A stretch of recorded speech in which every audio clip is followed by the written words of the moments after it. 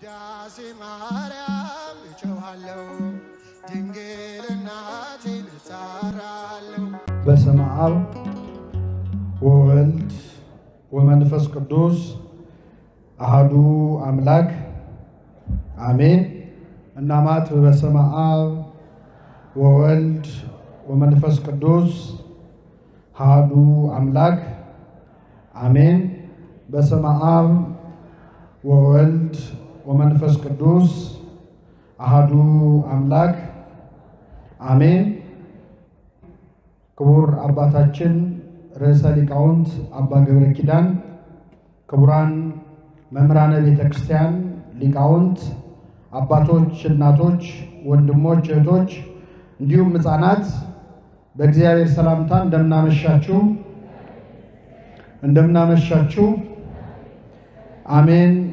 ምሕረቱን ቸርነቱን አብዝቶ በእድሜያችን ላይ የዛሬዋን ዕለት ይህችን ሰዓት ጨምሮ በቸርነቱ ቅዱስ ቃሉን እንድንሰማ ስሙን እየጠራን እንድናመሰግነው በቤቱ የሰበሰበን የአባቶቻችን አምላክ ልዑለ ባሕርይ እግዚአብሔር ስሙ የተመሰገነ ይሁን። እግዚአብሔር አምላካችን በቀሪው አጭር ሰዓት ከመካከላችን ሆኖ እንዲያስተምረን፣ እንዲመክረን፣ ምስጢሩና ጥበቡን እንዲገልጥልን የእርሱ ቅዱስ ፈቃድ ይሁንልን። እንደ እግዚአብሔር ቅዱስ ፈቃድ በሚኖረን አጭር የትምህርት ጊዜ በሉቃስ ወንጌል ምዕራፍ 15 ከቁጥር 17 ላይ ተጽፎ በሚገኝ ኃይለ ቃል መነሻነት የእግዚአብሔርን ቃል እንማራለን። እግዚአብሔር አምላካችን በቸርነቱ እንዲያስተምረን እንዲመክረን ቅዱስ ፈቃድ ይሁንልን። በአባቴ ቤት እንጀራ የሚተርፋቸው አገልጋዮች ስንት ናቸው?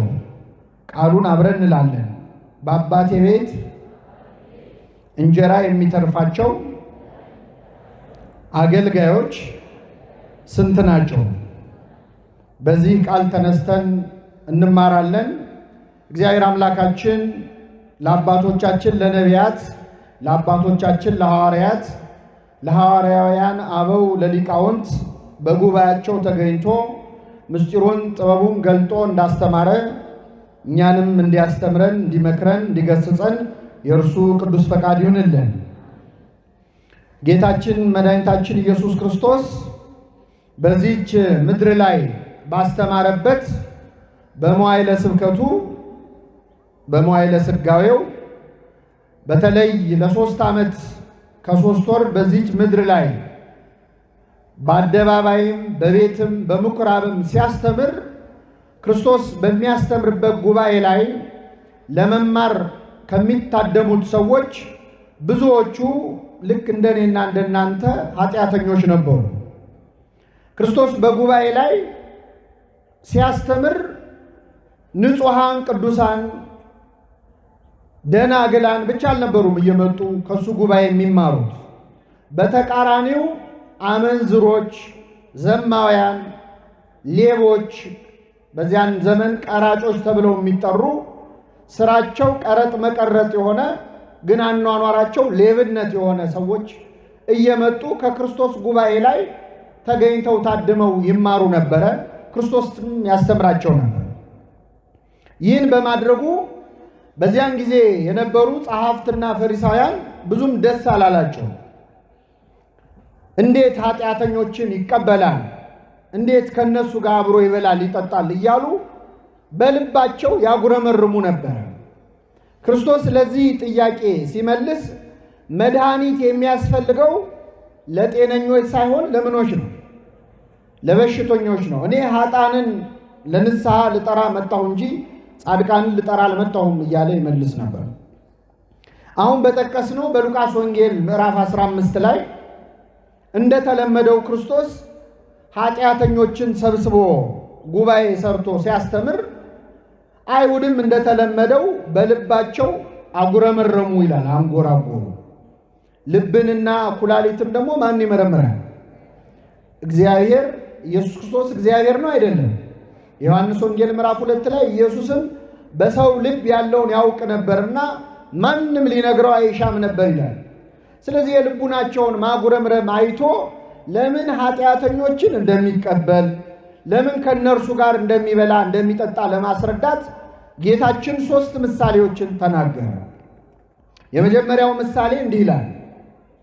አንድ እረኛ 100 በጎች ነበሩት ይላል። ይህ እረኛ እነዚያን በጎች አሰማርቶ ቀኑን ሙሉ ሲጠብቅ ከዋለ በኋላ በማታ ወደ ቤቱ ገብቶ ለማረፍ እነዚያን በጎች እያነዳ ወደ ቤት ሲመለስ ከ100 በጎቹ መካከል አንድ በግ እንደጠፋበት አስተዋለ። ከ100 በግ አንድ ሲጎድል ስንት ይቀረዋል? አቤት! ይህ እረኛ 99 በጎች እዚያው ቤት ውስጥ ትቶ አንዱን በግ ፍለጋ በጨለማ ወጣ። ወጥቶ ወርዶ ተንከራቶ በብዙ ድካም ያንን በግ አገኘው። ባገኘው ጊዜ አነሳና በትከሻው ተሸከመው፣ ወደ ቤቱም ይዞት መጣ። ጎረቤቶቹንና ወዳጆቹን ጠርቶ የጠፋውን በጌን አግኝቼዋለሁና ከኔ ጋር ደስ ይበላችሁ አላቸው ይላል። ይህ የመጀመሪያው ምሳሌ ነው። ክርስቶስ ሁለተኛ ምሳሌን ተናገረ። ለአንዲት ሴት ደግሞ 10 ድሪም ነበራት ይላል። ድሪም ማለት ሳንቲም ነው። በመካከለኛው ምስራቅ ድርሃም ወይም ድሪም የሚባለው የሚገበያዩበት ገንዘብ ነው እና ያንን ሳንቲም እንግዲህ ያ ዘመን ደግሞ በጣም ኑሮ የተወደደበት ዘመን ነበርና 10 ሳንቲሞች የነበራት አንዲት ሴት ከ10 ሳንቲሞች መካከል 1 ሳንቲም ጠፋባት። እሷም እንደ ባለበጉ አንድ ነው ብላ ሳትንቅ በመጀመሪያ ቤቷን ጠረገች፣ ከዚያም ቆሻሻውን ሰበሰበች። ያንን ሳንቲም እዚያው ቤት ውስጥ ከቆሻሻው መካከል ፈልጋ አወጣችው። እሷም እንደ ባለበጉ የጠፋውን ሳንቲሜን እኮ አገኘሁት ብላ ለወዳጆቿ ተናገረች ይችላል። ስንተኛ ምሳሌ? ክርስቶስ 3ኛ ምሳሌ ተናገረ። የመጨረሻ ለአንድ ባለጸጋ ሰው ደግሞ 2 ልጆች ነበሩት አለ። ይህ ባለጸጋ በጣም ብዙ የእርሻ መሬት ያለው፣ በጣም ብዙ ሎሌዎች ያሉት፣ ብዙ ከብቶች ያሉት ባለሀብት ነው። የወለዳቸው ልጆች ግን 2 ብቻ ነበሩ። ወንድ ልጆች ነው የወለደው፣ ታላቅና ታናሽ። እና የዚህን ባለጸጋ ሀብቱን የሚወርሱት ልጆቹ ናቸው። መቼ ነው የሚወርሱት? አባታቸው ምን ሲሆን ነው? ሲሞት ነው። ይገርማችኋል። ትንሹ ልጅ ግን አባቱ እስኪሞትም መጠበቅ አቃተው። ቢያይ አባቱ አልሞት አለው። ስለዚህ መጣና አባቴ ወይ የሚደርሰኝን ገንዘብ አሁኑኑ ስጠኝ አለው ይላል። አንድ ልጅ አባቱ በሕይወት እያለ ውርስ ከጠየቀ በተዘዋዋሪ ምን እየተመኘ ነው ማለት ነው? ሞቱን እየተመኘ ነው። የሚደርሰኝን ገንዘብ አሁኑኑ ስጠኝና ልሂድ አለ። አባት አላስገደደውም። የሚደርሰውን ከፈለና ሰጠው። ይህ ልጅ አባቱ እስኪሞት ቢጠብቅ የአባቱን ሀብት ከወንድሙ ጋር ለ2 ይካፈል ነበር። አሁን ግን አባት በሕይወት ስላለ 1/3ኛውን ብቻ ሰጠው። ይህ ልጅ አባቱን ገንዘብ ይዞ ወደ ሩቅ ሀገር ሄደ ይላል። ልክ ሲሰጠው ሄደ። እግዚአብሔር አንዳንዴ የማይሰጠን ሲሰጠን እንደማንመጣ ስለሚያውቅ ነው። የአባቱን ገንዘብ ይዞ ወደ ሩቅ ሀገር ሄደ። የአባቱ ፍቅር እንኳን የለውም። እንደው አባቴ እስኪያረጅ እስኪሞት እንኳን ድረስ እዚሁ ቅርብ ሆኜ እየሰራው እየጠየቅኩት ሌው እንኳን አላለ። ገንዘቡን ይዞ ሩቅ ሀገር ሄደ። በሄደበት ሀገር በአጭር ጊዜ ገንዘቡን በትኖ ጨረሰ። ገንዘብ ለማግኘት ነው እንጂ ለማጥፋት ሲሆን በጣም ቀላል ነው። በተለይ ያለፋበት ገንዘብ ከሆነ በጣም በአጭር ጊዜ ታጠፈዋለህ። እና ካገኘው ጋር በልቶ ካገኘው ጋር ጠጥቶ ገንዘቡን ጨረሰ። ገንዘቡ አለቀ። ገንዘቡ ሲያልቅ ደግሞ ጓደኞቹም አለቁ። ያው ገንዘብ ሲኖረን እና ሳይኖረን የጓደኞቻችን ቁጥር እኩል ነው አይደለም። የሚያሳዝነው ልክ ይህ ልጅ ገንዘቡን ሲጨርስ ወይ ቤት አልሰራም ወይ ንብረት አላፈራም። በዚያች ሀገር ግን ታይቶም ተሰምቶም የማያውቅ ረሃብ ተነሳ። ድርቅ ሆነ። የሚበላው አጣ። የሚተኛበት ቤት አጣ። ስለዚህ ወደ አንድ ሰው ቤት ተጠግቶ ለመኖር ጠየቀ ይላል። ያስጠጋው ሰው ሌሊት እኔ ቤት ታድራለህ፣ ቀን ግን አሳማዎች አሉኝ እነሱን ትጠብቃለህ አለ። ይህ ልጅ ከሞቀ ከደመቀ ቤት ወጥቶ የምን ጠባቂ ሆነ? ምዕመናን የአሳማ። አሳማ ህሱም ማለት በግዕዝ አስቀያሚ ነው። የመጨረሻ ቆሻሻ እንስሳ ቢኖር አሳማ ነው።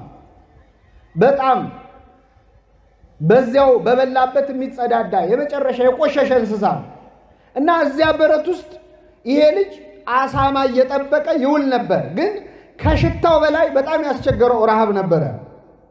በጣም ይርበው ነበር እና ከመራቡ የተነሳ አሳማዎቹ ከሚበሉት ምግብ ሊበላ ይመኝ ነበር ይላል።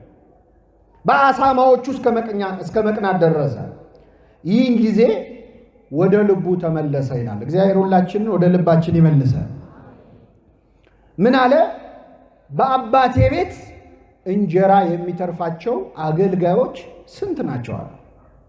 እኔ እዚህ በረሃብ ልሞት ነው፣ ግን በአባቴ ቤት በዚህች ቅጽበት በልተው ጠግበው ለውሻ የሚሰጡ በልተው ጠግበው የሚደፉ ስንት አገልጋዮች አሉ። አሁኑኑ ተነስቼ ወደ አባቴ እሄዳለሁ። አባቴን እንዲህ እለዋለሁ፣ አባቴ ሆይ በሰማይና በፊትህ በደልሁ፣ ወደፊት ልጅህ ተብዬ ልጠራ አይገባኝም፣ ግን ከቤትህ አገልጋዮች እንደ አንዱ አድርገኝ እለዋለሁ አለ። ተነስቶም ወደ አባቱ መጣ። አባቱም ገና ከሩቅ ሳለ አየውና አዘነለት። ወደ እርሱ ሮጠና አቀፈና ሳመው። ልጁም አባቴ ሆይ ልጅ ልባል አይገባኝም አለ። አባት ግን ከሁሉ የተሻለ ልብስ አምጡና አልብሱት፣ ለጣቱ ቀለበት ለእግሩ ጫማ ስጡት፣ የሰባውን ፍሪዳ አምጡና እረዱለት፣ እንብላ ደስ ይበለን፣ ልጄ ሞቶ ነበር ሕያው ሆኗል፣ ጠፍቶ ነበር ተገኝቷል አለ። ደስ ይላቸውም ጀመር ይላል። ይህ ሁሉ ሲሆን ምዕመናን፣ ይህ ባለጸጋ ስንት ልጆች አሉት ነው ያልኳቸው? ታላቅ ወንድሙ ደግሞ እርሻ ሲያርስ ውሎ በማታ ወደ ቤት መጣ። ሲመጣ ቤቱ እልልታ በእልልታ ሆታ በሆታ ሆኗል። ምንድን ነው ብሎ ሲጠይቅ አይ ወንድም መጥቶ አባቴ የሰባውን ፍሪዳ አረደለት ብሎ ነገረው። አንድ ሕፃን ተቆጣ ይላል። ሊገባም አልወደደም። አባትም ወጥቶ ለመነው። እንዲህ መከረኛ አባት የጠፋው ሲመጣ ቤት ያለው ደግሞ ምን አልልም አለ። ኧረ እባክህ ግባ። አልገባም አለ። እኔ እስከ ዛሬ እንደ ባሪያ ተገዝቼልሃለሁ። ካዘዝከኝ ውስጥ ያልፈጸምኩት አንድም ነገር የለም። ግን ለእኔና ለጓደኞቼ ደስ ይበላችሁ ብለህ እንደው አንድ ጠቦት እንኳን ፍየል እንኳን አርደህ አብልተህን ታውቃለህ? ዛሬ ግን ገንዘብህን ከጋለሞቶች ጋር በልቶ ይሄ ልጅህ ሲመጣ የሰባውን ፍሪዳ አረድክለታል። ይሄ ምንህ ሲመጣ ልጅ ለሱ ምኑ ነው? ወንድሜ ላለ ማለት ነው። ይሄ ልጅ ሲመጣ ፍሪዳ አረድክለታል። አባት ግን ልጄ ወይ አንተ እስከ ዛሬ ከኔ ጋር ነበር፣ የኔ የሆነ ሁሉ ያንተ ነው። ነገር ግን ይህ ወንድምህ ሞቶ ነበር፣ ሕያው ስለሆነ ጠፍቶ ነበር፣ ስለተገኘ ደስ ሊለን ሐሴትም ልናደርግ ይገባናል አለው ይላል። ስለ ቃሉ አምላካችን ስም የተመሰገነ ይሁን። ስንት ምሳሌዎች አየን። መጀመሪያ የጠፋው ምንድን ነው? ጅብ ነው። ሁለተኛው አቤት ሳንቲሙ ላይ ሞቅ አረጋችሁት። ሶስተኛው ሰው ነው። እንግዲህ የሉቃስ ወንጌል ምዕራፍ 15 ያልጻፉ ያልተረጎሙ ሊቃውንት የሌሉበት የወንጌል ምዕራፍ ነው። በውስጡ በጣም ብዙ ነገረ እግዚአብሔር፣ ምስጢረ ሥጋዌ፣ ነገረ ድኅነት፣ ነገረ መላእክት፣ ነገረ ንስሐ በጣም ብዙ ነገር ያለው እንደው እያንዳንዱን ለመማር ጊዜያችንም አይበቃንም። ግን በውስጡ ለእያንዳንዱ ክርስቲያን የሚሆን በጣም ጥልቅ መልእክት ያለው ምዕራፍ ነው። እኛ ጥቂቶቹን ብቻ እናያለን። እግዚአብሔር ከሁላችን ጋር ይሁንልን። የመጀመሪያው ምዕመናን የጠፋው በግ ነው። ሁለተኛ የጠፋው ሳንቲም ነው። ሶስተኛ የጠፋው ሰው ነው። እኛ ክርስቲያኖች ሰው ሆነን በኃጢአት ምክንያት እንጠፋለን። አንዳንዴ ደግሞ ኃጢአታችን በጣም ሲበዛ ከሰውነት ክብርም ወርደን እንደ እንስሳት የምንሆንበት ጊዜ አለ። ሰው ክቡር ሆኖ ሳለ አያውቅም እንዳለ ነቢየ እግዚአብሔር ዳዊት ሰው እንደሚጠፋ እንስሳ ይሆናል። እንስሳዊ ባህሪ፣ አውሬያዊ ባህሪ ያድርበታል።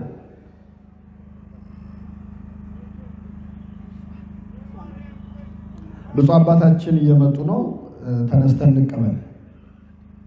ብፁዓን አበው እየመጡ ነው።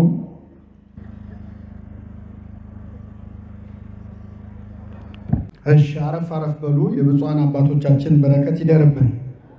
ያው መቀመጥ እንደመነሳት አይቀልም አይደለ? ቦታውን ሁሉ እናጠዋለን እኮ ቆመን ስንነሳ። ከኔ ጋር ናችሁ? እግዚአብሔር ከሁላችን ጋር ይሁን። ስንት ምሳሌዎች አየን ምዕመናን። መጀመሪያ የጠፋው ምንድን ነው? ሁለተኛው፣ ሶስተኛው። ሰው ሆኖ በኃጢአት ምክንያት ይጠፋል። ሰው ሆነን ስንጠፋ ማን ይፈልገናል? እግዚአብሔር ይፈልገናል።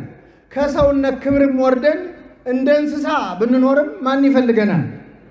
አንዳንዴ ደግሞ ሰው ከእንስሳ ማንሶ ዕቃ የሚሆንበት ጊዜ አለ። ሰው እኮ ከእንስሳትም ያንሳል። አሁን እንስሳት አንበሳን አይበላም፣ ነብርን አይበላም። ሰው ግን ሰውን ይበላል አይበላም? እያየን ነው። ሰው ከእንስሳ በላይ ይሆናል። ከአራዊት የሚያንስበት ጊዜ አለ። ሶስቱንም ሆነን ብንጠፋ ማን ይፈልገናል? ፈላጊውን ደግሞ ስታዩት መጀመሪያ ላይ እረኛ ነው የፈለገው፣ ሁለተኛ ላይ እናት ነች የፈለገችው፣ ሶስተኛ ላይ አባት ነው። የሁላችን አባት ማን ነው? መልሱልኝ። እናታችንም እሱ ነው ይላል ቅዱስ ያሬድ። አንተ አቡነ አንተ እምነ፣ አንተ አባታችን ነህ፣ አንተም እናታችን ነህ። እግዚአብሔር እናት ነው፣ እግዚአብሔር አባት ነው። ታላቁ ሊቅ አለቃ ኪዳነ ወልድ ክፍሌ ደግሞ እግዚአብሔር እናት አባት ብቻ አይደለም አያታችንም እሱ ነው ይላሉ። ምናችን? ምክንያቱም እግዚአብሔር በመጽሐፍ ቅዱስ ራሱን በዶሮ በንስር በወፍ እየመሰለ ይናገራል። ዶሮ ጫጩቶቿን ከቅፎቿ በታች እንደምትሰበስብ እኔ ልሰበስባችሁ ወደድሁ ይላል። ራሱን በዶሮ እኛን በጫጩት መስሎ እግዚአብሔር። እስቲ ልጠይቃችሁ ምዕመናን፣ ዶሮ ለጫጩት እናት ናት አያት ናት? እናት ናት አያት ናት? አያት። እናቷ ማን ነው? እንቁላል እንዳትሉ አደራችሁ። እሷ እንቁላል ትጥላለች። ከእንቁላሉ ምን ይገኛል?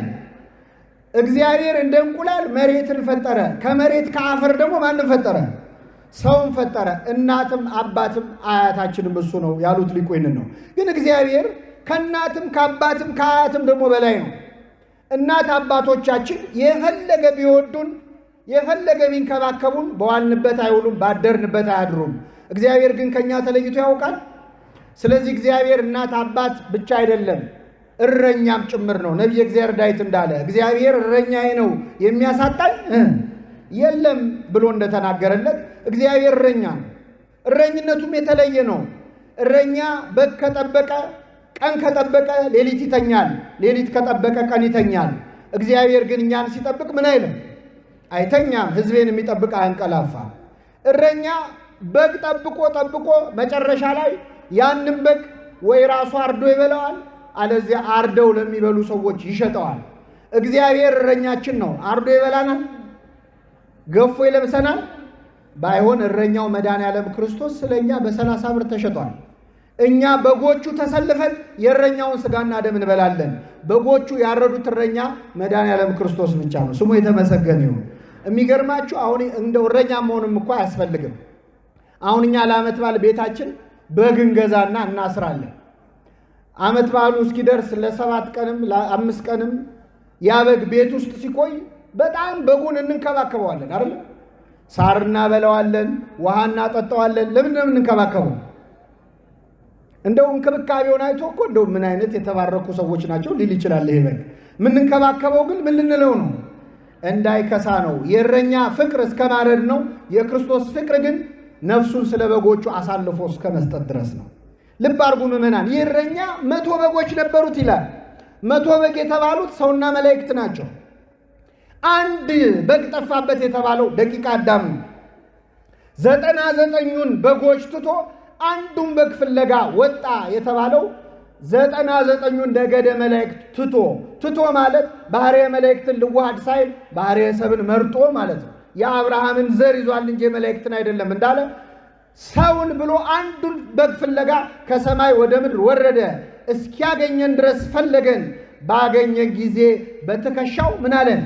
ተሸከመን የተባለው የሁላችንን ኃጢአት ክርስቶስ በመስቀል ላይ ተሸክሟል። መመና ታምረ ማርያም ሲነበብ አልሰማችሁ? የጠፋ በግ አዳምን የፈለገው ባገኘው ጊዜ የተሸከመውን ቸሩን እረኛችንን ክርስቶስን የወለድሽልን ሆይ ምን ይበልሽ? ተረጎሙ። አያችሁ፣ ታምረ ማርያም የወንጌል ትርጓሜ ነው። የጠፋው በግ አዳም ነው። ባገኘው ጊዜ የተሸከመው ክርስቶስ ነው። የተሸከመው ደግሞ የሁላችን ኃጢአት ነው። ይህ እንግዲህ ነገረ ድነት በዚህ ታሪክ ውስጥ አለ። ይህ እንዳለ ሆኖ ግን ምዕመናን የኛ የክርስቲያኖችንን ሕይወት ስታዩት አንድ ክርስቲያን እንዴት ከቤተ ክርስቲያን ተለይቶ ይጠፋል ካላችሁ የመጀመሪያ አጠፋፉ ልክ እንደ በግ ነው የሚጠፋው።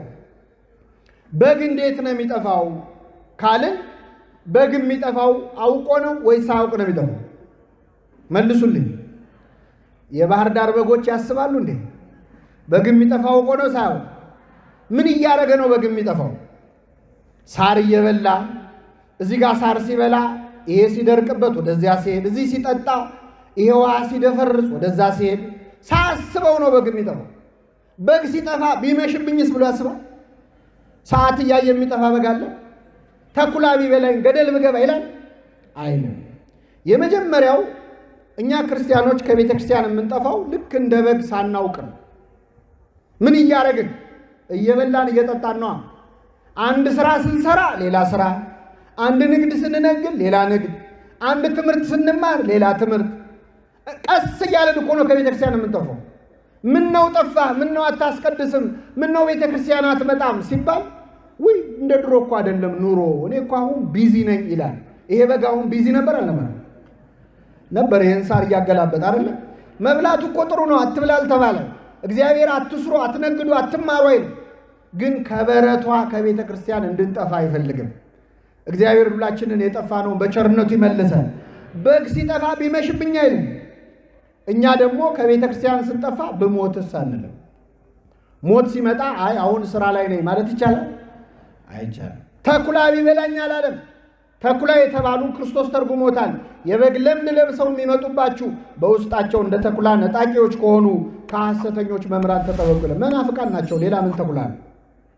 ቢያስክዱኝስ ሳንል ሳናውቀው ከቤተ ክርስቲያን እንጠፋለን። እንደዚህ የጠፋነውን እግዚአብሔር በቸርነቱ ይመልሰን። እረኛው ምን አደረገ? ሊፈልገው ወጣ ይላል። አንድ በግ ፍለጋ 99ኙን በጎች ትቶ ወጣ። እግዚአብሔር ለአንዲት ነፍስም ዋጋ አለው የለው? አለው። በቤተ ክርስቲያናችን በስብከቱ ጣዕም ምክንያት አፈወርቅ ተብሎ የተጠራው ቅዱስ ዮሐንስ አፈወርቅ ምንለው አባት አለ። እንግዲህ ከሞተ ከ200 ዓመት በኋላ ነው አፈወርቅ የተባለው። በነገራችን በሕይወት ዘመኑ አፈወርቅ ያስተምረናል ተብሎ የተዋወቀ እንዳይመስላችሁ። እና ቅዱስ ዮሐንስ አፈወርቅ ሲያስተምር በዛሬዋ ቱርክ የምትባል ሀገር፣ ትናንት ቁስጥንጥንያ የምትባል ልክ እንዲህ እንደናንተ በጣም ብዙ ሕዝብ መጥቶ በጣም ይማር ነበር በደስታ። እና ይገርማችኋል፣ አንድ ቀን ቅዱስ ዮሐንስ አፈወርቅ ሊያስተምር ጉባኤ ላይ ሲመጣ ሊማር የመጣው ሰው አንድ ሰው ብቻ ነው። ስንት ሰው? አንድ ሰው። ቅዱስ ዮሐንስ አፈወርቅ ቆሞ 3 ሰዓት ሙሉ አስተማረው በደንብ ለዚያ ሰው። ነገሩን የሰሙ ሰዎች ገረማቸው። እንዲህ አባታችን ለአንድ ሰው ይሄን ያህል ድካም ምንድን ነው አሉ። አይ ይመስላችኋል እንጂ አለ ድሮም የሚመጣው ይሄ ሰውዬ ብቻ ነበር አለ። ምክንያቱም ያን ቀን የጣዖት በዓል ይከበራል። ጭፈራ ላይው ሰው ሁሉ ግልብጥ ብሎ ሄዶ ይማር የመጣው ይሄ ሰው ነው። ከልቡ የመጣው እሱ ነው። እግዚአብሔር ከልባችን ለመምጣት ይርዳል። አንዳንዴ ስጋችን መጥቶ እኮ ልባችን አይመጣም። አንድ ነፍስ ዋጋ አላት ምዕመናን። አንዱን በግ ፍለጋ ወጣ፣ እስኪያገኘው ድረስ ፈለገው ይላል። እንዴት የሚያጽናና ቃል ነው! በሉ እስኪ እስኪያገኘው ድረስ ፈለገው። ምን እስኪለው? እግዚአብሔር እኛን የሚፈልገን ምን እስኪለን?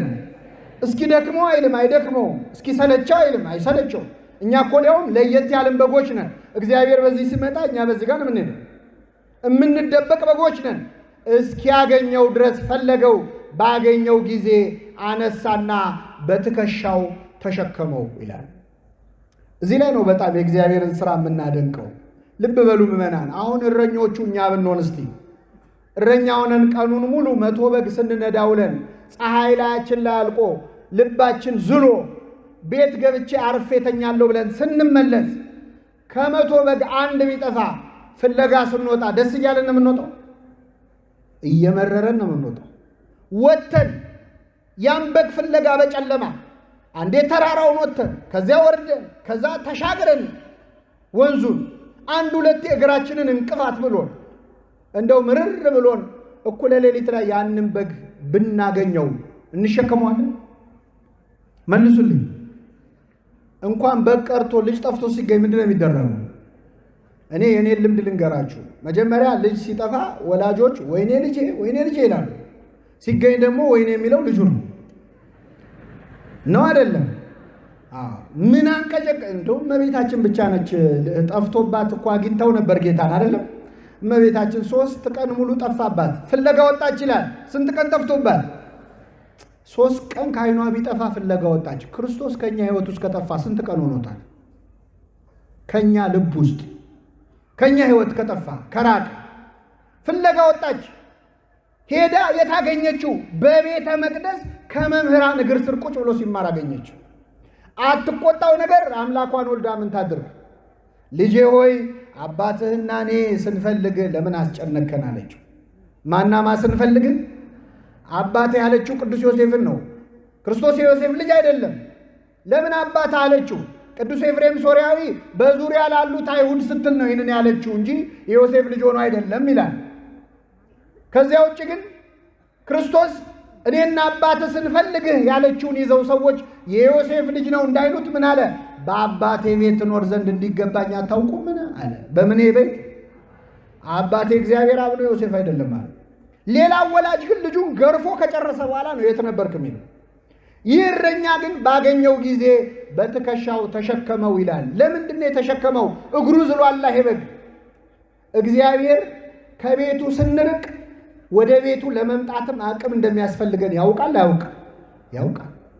ብዙ ሰዎች እኮ መምጣት እየፈለጉ በሱስ ተይዘው በኃጢአት እግራቸው ታስሮ መቼ ደርሳለሁ የአምላኬን ፊት መቼ ያዋለሁ እያሉ በየመጠጥ ቤቱ እኮ ሆነው ቅዳሴ ትዝ እያላቸው የሚያለቅሱ የሚረበሹ አሉ። እግዚአብሔር በቸርነቱ ይመልሳቸው። አሁን እኛ የመጣ ነው አስተዋይ ሆነን መሰላችሁ? ተሸክሞ ያመጣን ማን ነው? እግዚአብሔር ነው። በእውነት ከቤቱ ሳናውቅ የራቅነውን ሰዎች በቸርነቱ ትከሻ ተሸክሞ ወደ ቤቱ ይመልሳል። ሁለተኛው ምዕመናን የጠፋው ሳንቲም ነው። ሳንቲምን የሮኒመስ ወይም ጄሮም ተብሎ የሚጠራው ሊቅ በእኛም ትርጓሜ ወንጌል ላይ ያለ ሳንቲምን ሊቃውንተ ቤተ ክርስቲያን የሰው ልጅ ነው ብለው ተርጉመውታል። ሳንቲም የተባልነው እኛ ነን። በሳንቲም ላይ ያን ጊዜ የቄሳር መልኩ ይሳልበታል። ያ ሳንቲም ዋጋ የሚኖረው የቄሳር ፊቱ ይታይ እንደሆን ነው። እኛ ሁላችን ሳንቲሞች ነን። የማን ሳንቲሞች? የቄሳር ሳይሆን የማን? የእግዚአብሔር።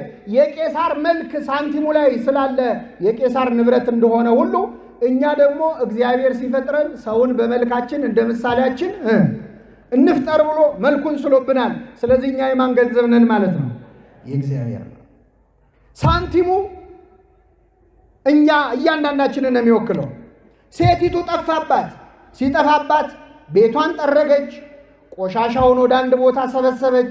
ያን ሳንቲም እዚያው ቤት ውስጥ ከቆሻሻው መካከል ፈልጋ አወጣች ይላል። በጉ ከቤተ ክርስቲያን የራቁ ሰዎች ናቸው። ሳንቲሙስ ምንድነው ካላችሁ፣ ሳንቲሙማ እኛ ነን። ይህ ሳንቲም ያለው ቤት ውስጥ ነው፣ ግን ጠፍቷል ግን ያለው የት ነው? ቤት ውስጥ ነው። ሁለተኛ ጠፋ የሚባለው ምዕመናን ቤተ ክርስቲያን ውስጥ ሆኖ የጠፋ ሰው ነው።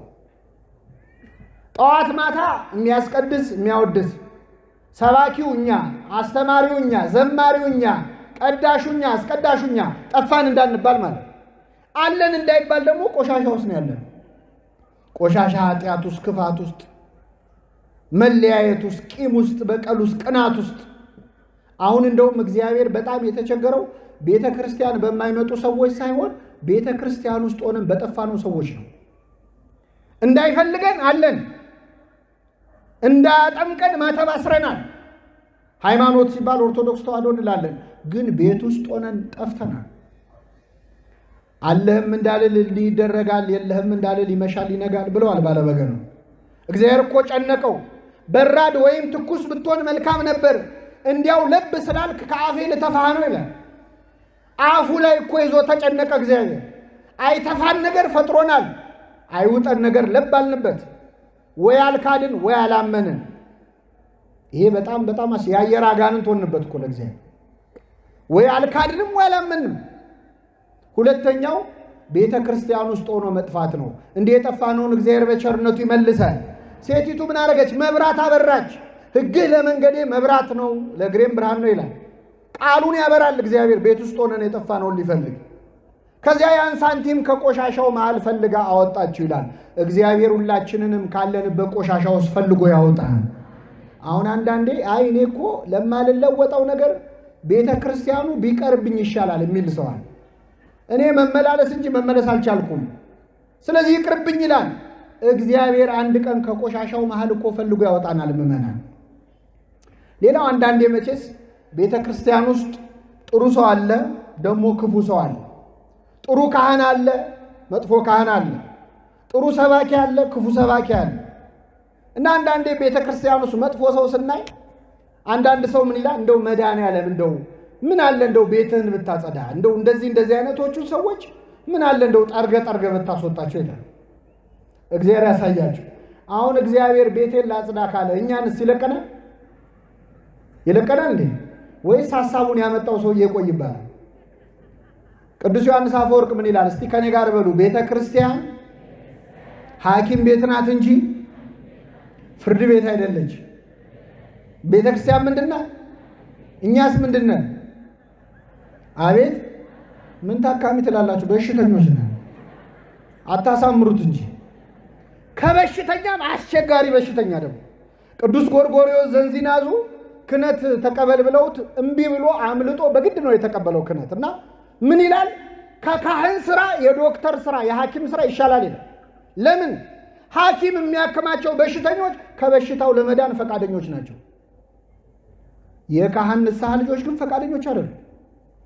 ሐኪም የሚያክማቸው በሽተኞች በሽታቸውን ይናገራሉ። ካህን የሚያክማቸው በሽተኞች ግን ንስሐ ሲገቡ ኃጢአታቸውን አድበስብሰው ነው የሚናገሩ። በሽታውን የደበቀ መድኃኒት የለም። አስቸጋሪ ነን እኮ። እና በሽታ ነው ኃጢአት። ቤተክርስቲያን ሐኪም ቤት ናት። ሁላችንም በሽተኞች ነን ምእመናን። እኔም እዚህ ቆሜ የምሰብከው ቁጭ ብሎ የሚሰበከው ሁሉም በሽተኛ ነው። እግዚአብሔር በቸርነቱ ይማረን። በሽተኛ ከሆንክ ለምን ትሰብካለህ ካላችሁ፣ በሽተኞችም እኮ ትንሽ ሲቆዩ እንደ ዶክተር ይሆናሉ አይደል? አዎ ትንሽ የእነሱ መርፌ ለሌላ ሰው ያዛሉ። ስለዚህ እኛ እንደው ቀድመን የገባን በሽተኞች ነን። ሁላችንንም በቸርነቱ ይማረን። በሽተኛ ለበሽተኛ እንደሚያዝን ኃጢአተኛም ለኃጢአተኛ ማዘን አለበት። ጠርጋ አስወጣ አይባልም። እግዚአብሔር እስከ ምጽአት ድረስ ኃጥኡን ከጻድቁ ጋር ችሎ በቤቱ ያቆየዋል። መጥቶ የሚለየው እሱ ብቻ። ሁላችንንም በቤቱ ያጽናን። ከቤት አንዳንድ ሰው ደግሞ ቤተ ክርስቲያን ውስጥ ሰው እንዲያረገ ካህኑ፣ ቄሱ፣ ዲያቆኑ፣ ሰባኪው እንዲያረገ ብሎ የራሱን ትቶ ማለት ይሄ እኛም አለንበት መቼስ። ከሰባኪያኑም አንዳንዴ ከቅዱስ ፓትርያርኩ አንስቶ ከላይ እስከታች ሙልጭ አድርገው የሚሳደቡ አሉ። የምንሳደባለን። ሲኖዶስ ሲሰደብ እኮ ደስ ይለዋል። ሰው ፈገግ ይላል። ጳጳሳት ሲወቀሱ ደስ ይለዋል። የኔ አይነቱ ሰባኪ በሆነ ሚዲያ ይወጣና ከፓትርያርኩ አንስቶ ሁሉን አጥረግርጎ ሰድቦ ወስብሐት ለእግዚአብሔር ይላል። ምእመናንም ቃለ ሕይወት ያሰማልኝ ይላል። ሰው እውነተኛ ጀግና ከሆነ የማንን ኃጢአት ነው መናገር ያለበት? የራሱን። እኛ ግን የኃጢአተኛ ትዕቢተኞች እኮ እና በሽተኛ ለበሽተኛ እንደሚያዝ ኃጢአተኛ ለኃጢአተኛ ማዘን አለበት። ይህን ራእይ ለሁላችን ያድለን። ወደ መጨረሻው ልምጣላችሁ። እንግዲህ በጉ ከቤተ ክርስቲያን ሳያውቁ የራቁ ናቸው። ሳንቲሙ ቤት ውስጥ ኖረን የጠፋነው ሰዎች ነን። ልጁ እስካላችሁ አውቀው ከቤተ ክርስቲያን የራቁ ሰዎች ምሳሌ ነው። እንግዲህ ይህ ልጅ ቤት ውስጥ ቁጭ ብሎ አንዴ ውሃ ቅዳ፣ አንዴ እንጨት ፍለጥ፣ አንዴ በጊዜ ግባ መባል ሰልችቶት ነው የወጣው። ከቤተ ክርስቲያን ጾም ሰልችቷቸው፣ ጸሎት ሰልችቷቸው፣ ምንኩስናው ከበደን ብለው፣ አጽዋማት በዙ ብለው የወጡ ሰዎች አሉ። የሉ አሉ። ጾም ባይኖር አሁን ስንት ሰው ይወጣል ከቤተ ክርስቲያን? ስንት ሰው እኮ አይወጣም ነበር። አንዳንድ ሰዎች ሌላው ነገር ደስ ይላል፣ ጾሙ አይመቻቸው። ደስ የማይለው አለ። እናንተስ ጾም ትወዳላችሁ አትወዱ? አቤት ትወዳላችሁ። ጾም ሲገባ ነው ሲወጣ ነው እንኳን አደረሳችሁ ምንባባል? እንደው ፈገግ ብለን ሲወጣ እኮ የጾም ጠላቶች እኮ ነን። ለነፍስ አይመስለንማ። የሚያጉረመርም አለ ውስጥም ሆኖ እና ይህ ልጅ ልውጣ አለ። አጽዋማት የጠሏል ተሐድሶ ብለው አንድ ሰሞን ሲበጠብጡን የነበሩ ሰዎች በህትመቶቻቸው አጽዋማት በዙ። እንደውም አንዳንዱ አጽዋማት ቁጥራቸው አንሶ ለምሳሌ ጾመ ሐዋርያት 12 ነው መሆን ያለበት አሉ። ስንት? ለምን? አቤት ሐዋርያት ስንት ስለሆኑ እንደው ተራቀው ሞተዋል እኮ። ሐዋርያት 12 ከሆኑ ስለሆኑ 12 ይሁን ከተባለ የነነዌ ጾም ስንት ቀን ነው የምንጾመው? የነነዌ ህዝብ ስንት ነው? አይ ከሆነ አይቀር ለሁሉም ነው አይደል እንዴ? መርጣ አይደል? እግዚአብሔር ያሳያል። ጾሙ፣ ጸሎቱ፣ ስርዓተ ቤተክርስቲያን ሰልችቶት ይወጣል። ጉባኤው ፈዘዘ ብሎ ምንድነው ደመቅ አድርጉት ብሎ ይወጣል። ለብዙ ጭፈራ አምሮት ይወጣል። ይህ ልጅ ወጣ፣ የአባቱን ገንዘብ ይዞ ወደ ሩቅ አገር ሄደ። ገንዘቡን በትኖ ጨረሰ ይላል። በጥምቀት ያገኘነውን ሀብተ መንፈስ ቅዱስ በትኖ ከመጨረስ እግዚአብሔር ይጠብቅ።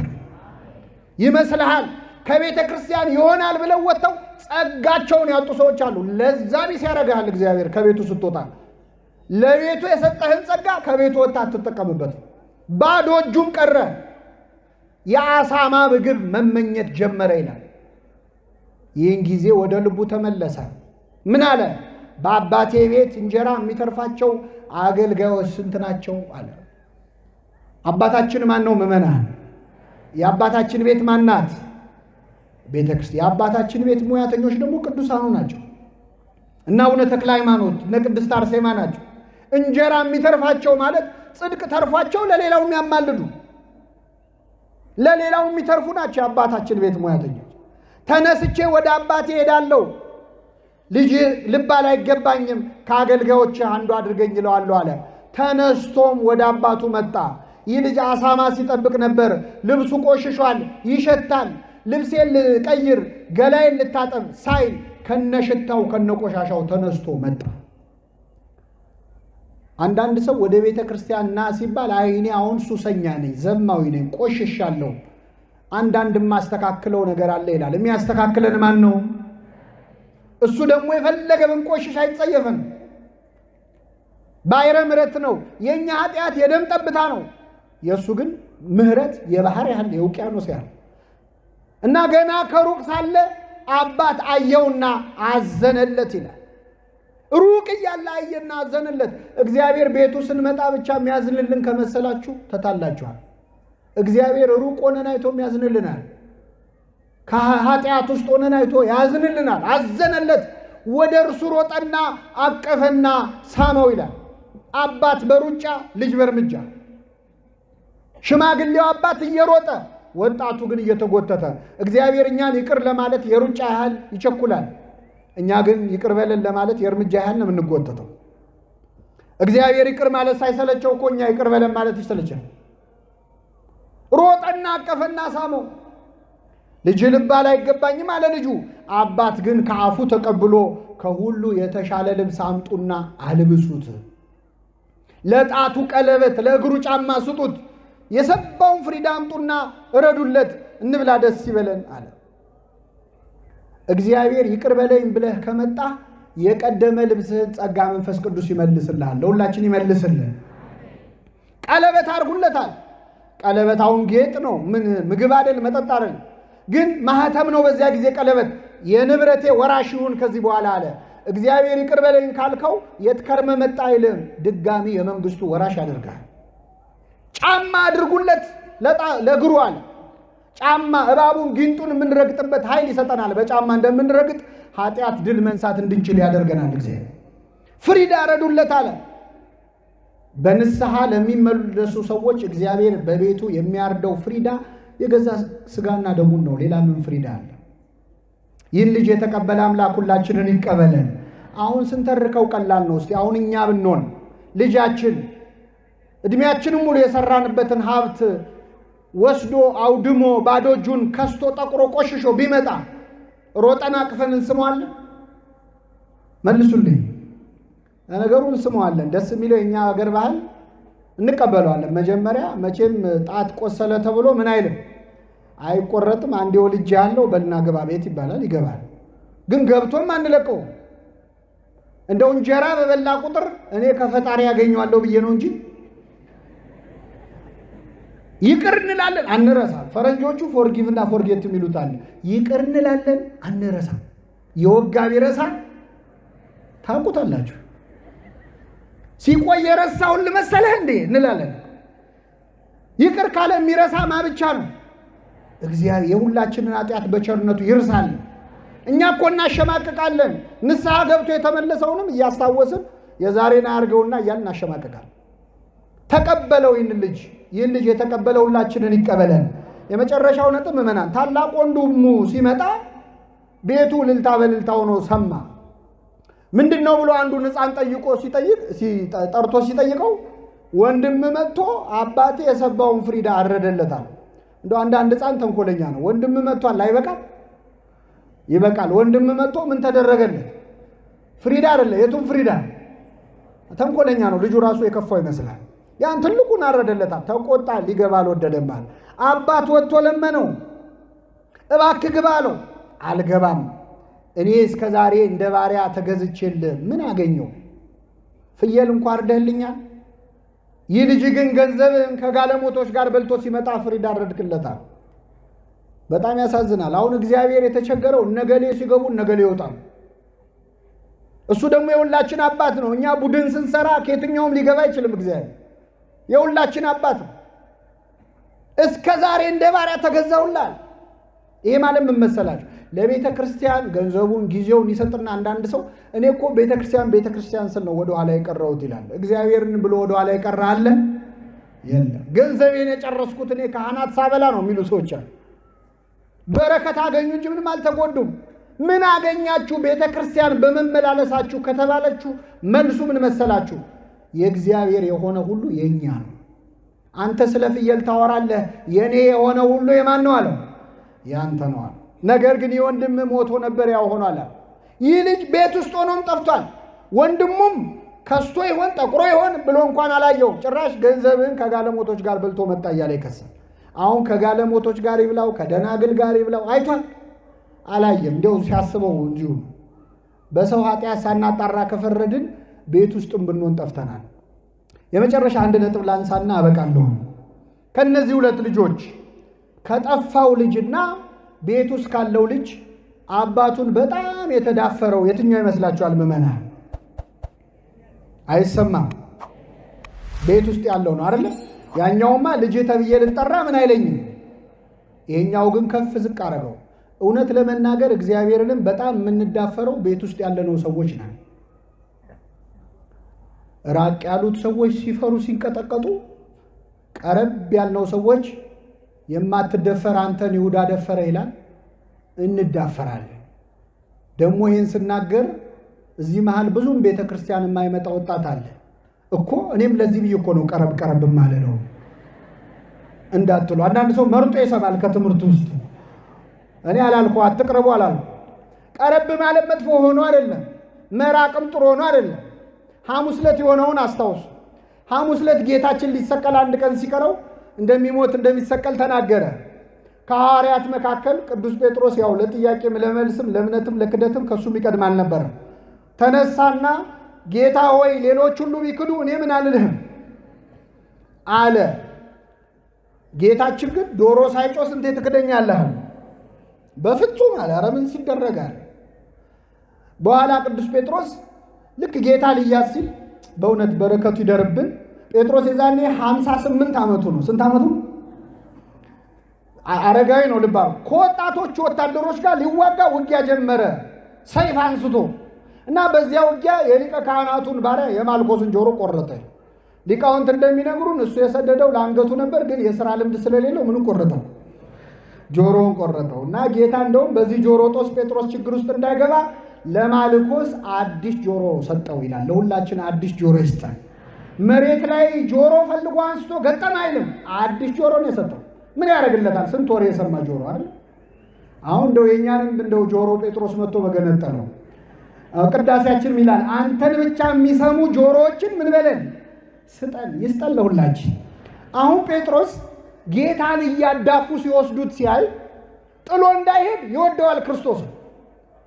ቀረብ እንዳይል ደግሞ አብረው ቢሰቅሉኝስ ብሎ ፈራ። ስለዚህ ጴጥሮስም ጌታን ከሩቅ ይከተለው ነበር ይላል። ከምን ይከተለው ነበር? ይሄ ማለት ቤተ ክርስቲያን በሩቁ ነው የሚሉ ሰዎች አሉ። አንቺ ቀረብ አትበይ፣ ጥሩ አይደለም። ይመክራሉ ልጆቻቸውን ቁጭ አድርገው እንደ ደህና ነገር ነው። አንቺ ቀረብ አትበል የሚሉ አሉ። ከሩቅ ሲከተለው በረደው። ሲበርደው እሳት ሊሞቅ ቁጭ አለ። እሳት ደግሞ ሙቀት ብቻ ሳይሆን ብርሃንም አለ የለው። የጴጥሮስን ፊቱን ወለል አድርጎ አሳየበት። እንዲህ አንተ ከሱ ጋር አልነበርክ እንዴ አሉት። አንተ ከሱ ጋር አልነበርክ? ኧረ የምትሉትን ሰውየውን አላውቀውም አለ። ማንን አላውቀው? ሰውየውን አለው። እግዚአብሔርን ሰውየው ከሚያስብል ፈተና ይሰውራችሁ። አላውቀውም አለ። ሶስተኛ ጊዜ ጆሮን የተቆረጠው ሰውዬ ዘመድ መጣና እንዴ አንተ እዛ አትክልት ውስጥ አላየሁም እንዴ? ነገሩ አላማረውም። እንዲያርግብኝ እንዲጨምርብኝ ፈጽሞ አላውቀውም እያለ መማል መገዘት ጀመረ። ይህን ጊዜ ክርስቶስ ቀና ብሎ አየው። የንስሐ አባቱ ክርስቶስ በዓይኑ ቀኖና ሰጠው። አታውቀኝም? እውነት እግርህን አላጠብኩህም? በባህር ላይ አላራመድኩህም? አየው ባይኖቹ። ቅዱስ ጴጥሮስ ወጥቶ ስቅስቅ ብሎ አለቀሰ። ከሁሉ ይልቅ ስወደው እንዴት ከሁሉ ቀድሜ ክደዋል? አለቀሰ። ምዕመናን ከቤተ ክርስቲያን በሩቁ ነው ብሎ ብዙ ሰው ለበዓል እየመጣ ጧፍ የሚያበራ ሰው አለ። ችግሩ ምንድን ነው? ራቅ ስትል ይበርድሃል። ሲበርድ እሳት ልትሞቅ ቁጭ ትላለህ። ቁጭ የምትለው ከሚያምኑም ከማያምኑም ሰዎች ጋር ነው።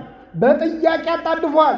አንቺ ኦርቶዶክስ አይደለሽ፣ አንተ ኦርቶዶክስ አይደለህ፣ እንዲህ ሌለ እንዴ እንዲህ አይልም እንዴ ሲሉ መልስ ስታጣ ፈጣሪውን ፍጡር ያስብሏል። ተማላጁን አማላጅ ያስብሏል። ያስክዷል። ቀረብ ብትል ይሻላል። ቀረብ ያለ ምን ያገኛል ካላችሁ እንደ ጴጥሮስ ሳይፈራ እስከ መስቀል ስር የተከተለ ሐዋርያ ነበረ ቅዱስ ዮሐንስ። ሳይፈራ በመከተሉ ክርስቶስ ወደር የሌለው ሽልማት እዚያው መስቀል ላይ ሰጠው። ይህች ወደር የሌላት ሽልማት ማናት? እመቤታችን። ክርስቶስ ሊሞት ሲል ሊናዘዝ ፈለገ። ቤት እንዳይሰጠው፣ ቤት የለውም ክርስቶስ። የተወለደው በበረት ነው። በኋላም ለሰማይ ወፎች መሳፈሪያ ያላቸው፣ ለቀበሮች ጉድጓድ አላቸው፣ እኔ ግን ራሴን የማስጠጋበት የለም ብሎ ልብሱን እንዳይሰጠው ልብሴን ቀደው ተካፈሉ፣ በቀሚሴም ላይ ዕጣ ተጣጣሉ ይላል። ክርስቶስ ምድር ላይ የቀረው ቤቱ፣ ገንዘቡ፣ ልብሱ፣ ንብረቱ ማን ነበረች? እመቤታችን። እና ቤተ ክርስቲያን ቀረብ ያለን ሰዎች ምንም እንደው ደፋሮች ብንሆንም ኃጢአተኞች ብንሆንም ቢያንስ የእመቤታችንን ፍቅር ግን አግኝተናል። ስለዚህ ከዚህ መሃል እንደ ሳንቲሙ ቤት ሆኖ የጠፋ አለ፣ እንደ ልጁ ጨልጦ የወጣ ሰው አለ፣ ሊወጣ ጫፍ ላይ ያለ አለ፣ እንደ በጉ ደግሞ በተለያየ ነገር ተታሎ የጠፋ አለ። ሁላችንን በቸርነቱ ይመልሰን፣ የሰማነውን በልቡናችን ጽላት ይጻፍልን።